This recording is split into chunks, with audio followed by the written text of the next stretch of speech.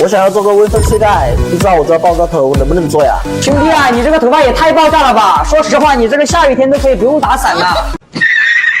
本来我之前想做微分碎盖的，结果那理发师非要拉着我烫了个锡纸烫，搞得我当时很崩溃呀。结果不到2个月就给我扎成这样，搞得我更崩溃了。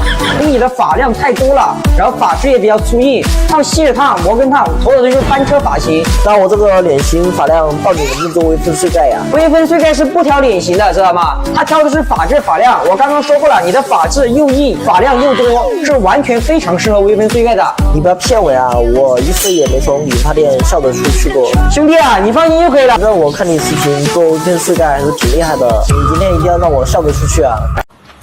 Nice。